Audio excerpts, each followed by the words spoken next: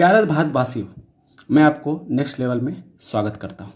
जैसा कि मैंने कहा था कि ज्योमेट्री मेरा पहला चैप्टर होगा, उसमें पहला भाग लाइन होगा। तो लाइन लेकर मैं आपके सामने उपस्थित हूँ। रेखा क्या है? What is line? अनंत बिंदुओं से बनकर संरचना रेखा कहलाती है, जिसका कोई अंत बिंदु नहीं होता है। अगर इसी में अगर हम दो अंत बिंदु ले लें तो वह एक रेखाखंड कहलाती है, जिसे इंग्लिश में हम लाइन सेगमेंट कह सकते हैं। उसके आगे चलते हैं। कोण क्या है? तो व्हाट इज एंगल? तो जब दो भुजाएं, दो लाइंस आपस में मिलती हैं तो एक कोण का निर्माण करते हैं, जैसा कि आप चित्र में देख रहे होंगे। अगर दो भुजाएं जैसे PQ और RS को आप देखें तो ये अगर एक दूसरे को इंटरसेक्ट करती हैं तो भी कोणों का निर्माण होता है, जैसा कि आप पिक्चर्स में देख रहे होंगे। 1 2 3 4 कोण का निर्माण हो चुका है। अब चलते हैं कोणों के प्रकार के बारे में, टाइप्स ऑफ एंगल। तो पहला कोण है समकोण, राइट एंगल। जब दो भुजाएं आपस में मिलकर 90 डिग्री का निर्माण करें तो उसे हम राइट एंगल कहते हैं। दूसरा कोण है हमारा न्यून कोण, एक्यूट एंगल।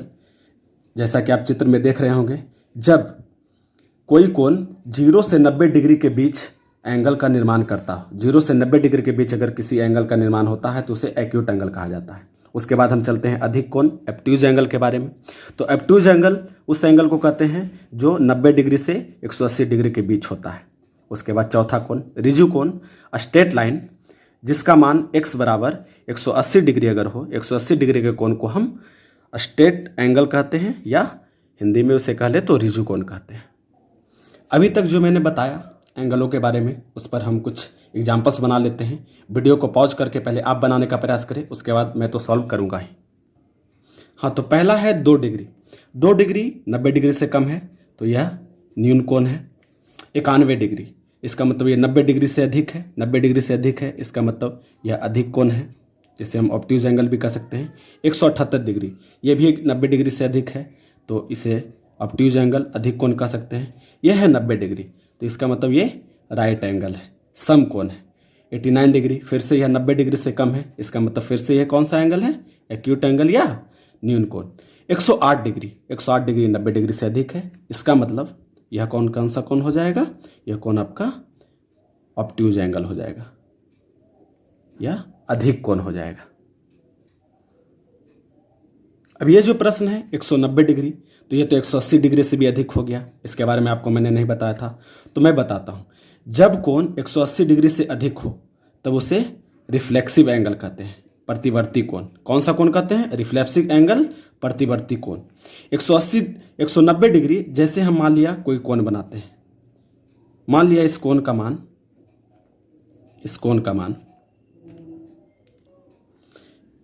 170 डिग्री है, तो इस वाले कोण को हम क्या कह सकते हैं? Reflexive angle. कौन सा एंगल कह सकते हैं? रिफ्लेक्सिव एंगल, जो 190 डिग्री का होगा, क्योंकि हमें पता है ये पूरा मिला के कितना होता है?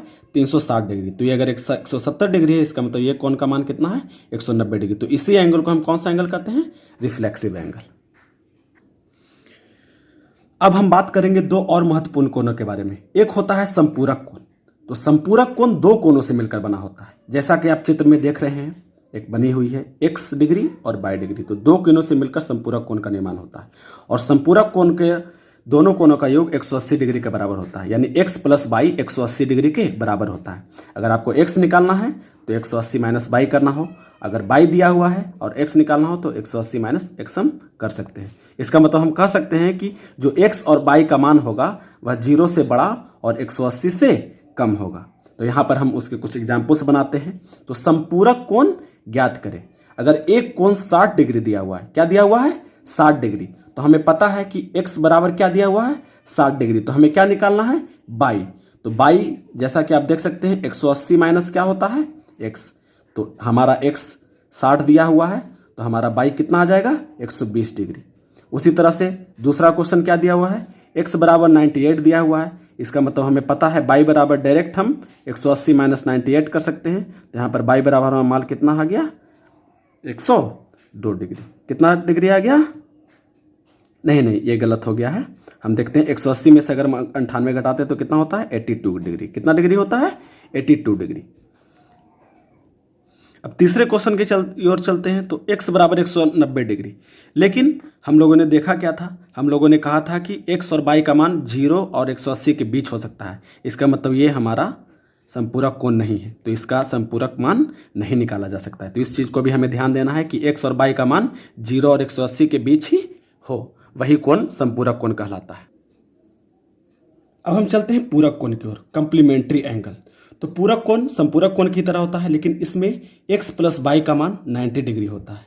वहाँ पर सप्लीमेंट्री एंगल में क्या था, संपूरक कोण में क्या था कि x और y का मान मिला के कितना होता है 180 डिग्री, लेकिन यहाँ पर x प्लस y का मान मिला के कितना होता है 90 डिग्री। यहाँ पर भी अगर x निकालना हो तो 90 माइनस y निकालना हो तो 90 माइनस x, और x और y का मान आपको याद रखना है हमेशा 0 और 90 डिग्री के बीच होगा। अगर 90 डिग्री से अधिक x का और y का मान आता है तो वह पूरक कोण नहीं कहलाएगा। इस पर भी एग्जाम्पल्स बनाते हैं।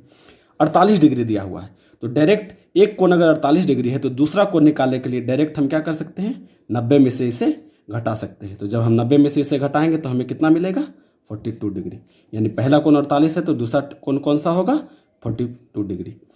दूसरा क्वेश्चन चलते हैं, 55 डिग्री है, तो एक कोण 55 डिग्री दिया हुआ है तो दूसरा कोण निकालने के लिए क्या होगा 90 माइनस एक्स, तो 90 माइनस 55 करते हैं तो हमें क्या प्राप्त हो जाता है 35 डिग्री। क्या प्राप्त हो जाता है 35 डिग्री। तो दूसरा कोण क्या निकल जाएगा, पहला पूरक कोण तो 55 है तो दूसरा पूरक कोण क्या हो गया 35, और अगर इन दोनों को हम जोड़ें तो हमें क्या प्राप्त होगा 35 और 55 को अगर जोड़ते हैं तो हम क्या मिलता है 90 डिग्री। यही तो कहा गया था कि x और y का मान अगर 90 डिग्री हो तो वो क्या कहलाता है पूरक कोण।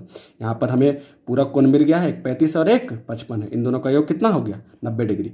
उसी तरह से आगे बढ़ते हैं, x बराबर क्या दिया हुआ है 95 डिग्री, लेकिन हमने आपको बताया था x और y का मान किसके बीच होना चाहिए 0 और 90 डिग्री, तो यह कोण पूरक कोण नहीं हो सकता है।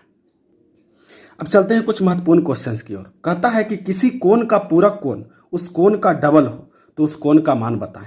तो पहले तो हम मान लेते हैं कि वह कोण क्या है x, वह कोण क्या है x, तो दूसरा कोण क्या हो जाएगा 90 माइनस एक्स। एक कोण अगर x है तो दूसरा 90 माइनस एक्स हो जाएगा, क्योंकि हमें पता है कि दोनों का योग किसके बराबर होता है 90 के। तो अगर एक x माने है तो दूसरा कोण क्या हो जाएगा 90 माइनस एक्स, यानी पूरा कोण हमें क्या मिल गया 90 माइनस एक्स। अब क्वेश्चंस के अनुसार हम चलते हैं। क्वेश्चंस में कहता है कि वह जो कोण है उसका पूरक कोण जो है उसका क्या है डबल है, उस कोण का डबल है, यानी पूरक कोण 90 माइनस एक्स उस कोण का क्या है डबल है। तो 2x equal to 90 minus x, इसे हम सॉल्व करते हैं। अगर x को हम इधर ले आएँ तो 3x हो जाता है, 3x इक्वल टू 90। तो अगर x का मान निकाला जाए तो हमें क्या मिल जाता है 30 डिग्री। और उसी तरह से 90 माइनस एक्स का अगर हम मान देखें तो हमें क्या मिलता है 90 माइनस 30 इक्वल टू 60। तो वही तो कह रहा था कि किसी कोण का पूरक कोण अगर उस कोण का डबल हो तो उस कोण का मान बताए। तो उस कोण का मान कितना हो गया 30 डिग्री, और उसका पूरक कोण कितना निकला 60। तो यहाँ पर आप देख सकते हैं कि उसका पूरक कोण उसके क्या है डबल है। तो हमने इस क्वेश्चन को इस तरह से सॉल्व किया। तो इस तरह के क्वेश्चन आपके एग्जाम्स में पूरक कोण और संपूरक कोण से संबंध में पूछे जा सकते हैं। तो इसे आप ध्यान से देखें और ध्यान से समझें। उसी तरह से यहाँ पे दिया हुआ है कि किसी कोण का संपूरक कोण आपस में इक्वल हो तो वह कोण क्या होगा। 4 ऑप्शन दिए हुए हैं। तो सबसे पहले हम देखते हैं, हमें पता नहीं कि वह कोण क्या है, तो उसे हम मान लेते हैं x। संपूरक कोण पता होगा दोस्तों, अब ऊपर ही आपको बताया गया कि उसका मान क्या होता है 180 डिग्री। तो अगर पहला कोण x है तो दूसरा कोण हमें पता है कि 180 माइनस x होगा। अब क्वेश्चन के अनुसार चलते हैं कि किसी कोण का संपूरक कोण आपस में क्या हो बराबर हो, यानी पहला कोण और उसका संपूरक कोण आपस में क्या है बराबर है। अब इसे हम सॉल्व कर ले, x को इधर लाते हैं तो 2x इक्वल टू क्या आता है 180। तो x बराबर हमारे क्या मिल गया 90 डिग्री। 90 डिग्री को हम राइट एंगल भी कहते हैं। 90 डिग्री को क्या कहते हैं राइट एंगल। तो हमारा ऑप्शन कौन सही हो जाएगा बी। कौन सा ऑप्शन सही हो जाएगा बी। तो इस तरह के क्वेश्चंस को आपको बनाना है। इस तरह के क्वेश्चंस एग्जाम्स में देखे जा सकते हैं। इस क्वेश्चन को ध्यान से देखें और ध्यान से समझें। चलिए दोस्तों, अगला है समांतर रेखा पैरेलल लाइंस। तो पैरेलल लाइंस दो रेखाओं का एक युग्म होता है। पैरेलल लाइंस को हम, एक लाइन है ए बी और दूसरा लाइन है क्या सी डी। तो पैरेलल का एक चिन्ह होता है जो यहाँ पर आपको दिया हुआ है, इस चिन्ह को पैरेलल का चिन्ह कहते हैं, ये हमेशा आप याद रखिएगा। तो ए बी समानांतर सी डी, इसके गुण क्या होते हैं यहाँ देखते हैं। दो रेखाएं जो अब हमेशा समान दूरी पर हो वो क्या कहलाती है पैरेलल लाइंस कहलाती है। इसका दूसरा विशेषता क्या होता है, पैरेलल लाइंस कभी भी आपस में इंटरसेक्ट नहीं करती है। ये आपको याद रखना है कि पैरेलल लाइंस कभी भी आपस में इंटरसेक्ट नहीं करती है।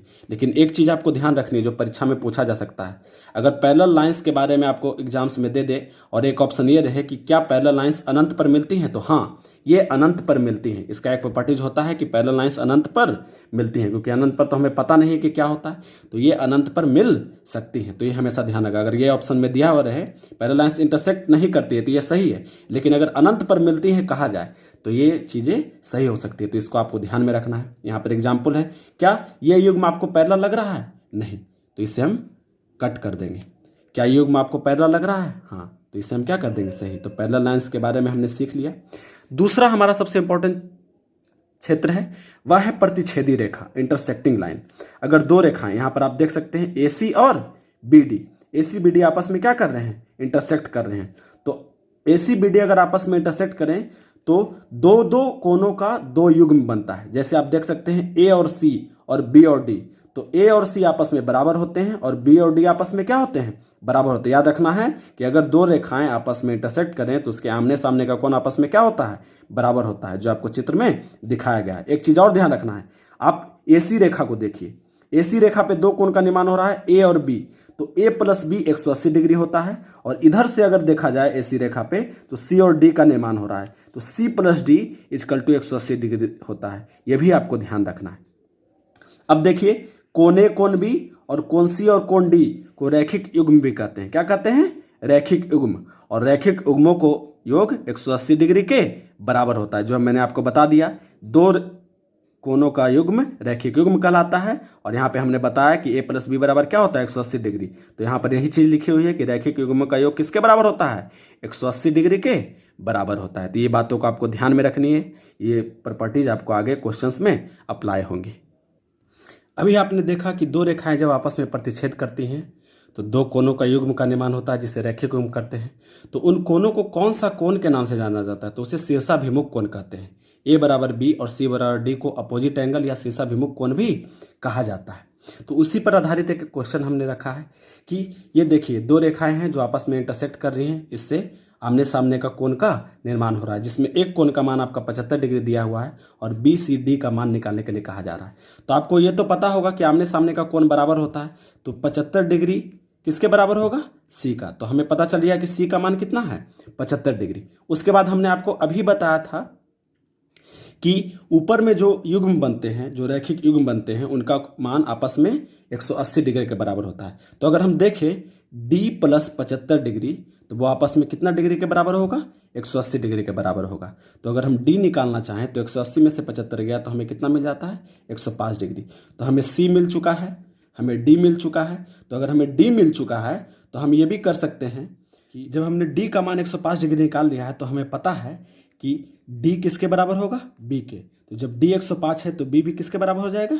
105 डिग्री का। इसी तरह से हमने C का, B का और D का मान निकाल लिया, जो हमको निकालने के लिए कहा गया था। अब हम देखते हैं तिर्यक रेखा से बनने वाला कोण। आप देख सकते हैं कि एक रेखा है X और एक रेखा है Y, और उसको एक रेखा AB इंटरसेक्ट कर रही है, तो उससे बहुत सारे कोणों का निर्माण होता है। जैसा कि आप देख सकते हैं, कोण 1, कोण 2, कोण 3, कोण 4, कोण 5, कोण 6, कोण 7 और कोण 8। ये कोण विभिन्न तरह के रूपों में विभक्त होते हैं। जैसा कि आप देख सकते हैं, अंतः कोण कौन सा है? तो 3, 4, 5, 6 को अंतः कोण कहा जाता है। बाह्य कोण कौन सा है? तो जो दोनों रेखाओं के बाहर बने हो उसे बाह्य कोण कह सकते हैं। तो 1, 2, 7, 8 को बाह्य कोण कह सकते हैं। संगत कोणों का युग्म, रेखा के उस पार और रेखा के इस पार के कोणों के युग्म को संगत कोण कहा जा सकता है। जैसे 1 और 5 संगत कोणों के युग्म है, 2 और 6 संगत कोणों के युग्म है। उसके बाद अगर हम 4 लेते हैं तो रेखा के इस तरफ है, तो रेखा के उस तरफ का अगर कोण ले ले तो 4 और 7 भी संगत कोण का ही युग्म होता है, और 3 और 8 भी संगत कोण का ही युग्म है। संगत कोण का युग्म की एक विशेषता होती है कि वे आपस में क्या होते हैं? बराबर होते हैं। जैसे संगत कोण 1 और 5 आपस में बराबर होंगे। कोण 1 5 के बराबर होगा, 2 और 6 है तो 2 6 के बराबर होगा, 4 और 7 है तो 4 7 के बराबर होगा, और 3 और 8 है तो 3 8 के बराबर होगा। यानी अगर ये दो रेखाएं आपस में समानांतर हो, एक उसकी तिर्यक रेखा प्रतिच्छेद करे तो जो संगत कोणों का युग्म बनता है वो आपस में क्या होता है? बराबर होता है। उसके बाद एक होता है एकांतर अंतः कोण। क्या होता है? एकांतर अंतः कोण। तो 3 और 5 को एकांतर अंतः कोण कहते हैं। 4 और 6 को एकांतर अंतः कोण कहते हैं। मतलब दो रेखाओं के अंदर बने कोण, रेखा के इस तरफ वाले कोण और रेखा के इस तरफ वाले कोण को जो मिलाकर एक युग्म का निर्माण होता है उसे एकांतर अंतः कोण कहा जाता है। और ये इसकी भी विशेषता ये है कि आपस में क्या होते हैं? बराबर होते हैं। इसका मतलब 3 5 के बराबर होगा और 4 6 के बराबर होगा। उसके बाद चलते हैं एकांतर बाह्य कोणों का युग्म। एकांतर बाह्य कोण, अब देखिए रेखा के इस तरफ ये कोण है 1 और रेखा के इस तरफ एक कोण है क्या? 8, लेकिन ये क्या है, रेखा के बाहर बने हुए हैं, इसलिए इसका नाम क्या रखा गया है, एकांतर बाह्य कोणों का युग्म। तो 1 और 8 और 2 और 7 को एकांतर बाह्य कोणों का युग्म के रूप में हम लोग जानते हैं। उसके बाद चलते हैं एक ही ओर के अंतःकोण। तो एक ही ओर के अंतःकोण का युग्म कौन सा है, अंतःकोण कौन कौन से हैं, 3, 4, 5, 6, लेकिन एक ही ओर के अगर अंतःकोण कहा जाए तो 3 और 6 एक ही ओर के अंतःकोण है, 4 और 5 एक ही ओर के अंतःकोण है। तो इसमें क्या रिलेशन होता है, इसका रिलेशन ये होता है कि इसका योग आपस में 180 डिग्री के बराबर होता है। यानी अगर एक युग्म एकांतर अंतःकोण एक ही ओर के अंतःकोण का 3 और 6 है तो 3 और 6 को जोड़ने पर 180 डिग्री मिलेगा, और 4 और 5 दूसरा युग्म है तो उसको जोड़ने पर हमें क्या मिलेगा, 180 डिग्री। तो ये हो गई आपकी तिर्यक रेखा से बनने वाले कोण और उनके प्रॉपर्टीज। कितने तरह के कोण बनते हैं ये मैंने आपको बता दिया, आपस में उनका रिलेशन क्या होता है ये मैंने आपको बता दिया। यह था लाइन का थ्योरेटिकल भाग। अगले भाग में एग्जाम्स में इस चैप्टर से संबंधित जितने भी क्वेश्चंस पूछे गए हैं उसको मैं सॉल्व कराऊंगा, जिससे आपका यह पूरा चैप्टर कंप्लीट हो जाए। इसके अगले भाग में ये सारी बातें आपको बताई जाएगी। इस भाग में इतने ही वीडियो पर मैं इसे समाप्त करता हूँ। जय हिंद, जय भारत। अगर आपको यह वीडियो अच्छा लगे तो लाइक और सब्सक्राइब करना ना भूलें।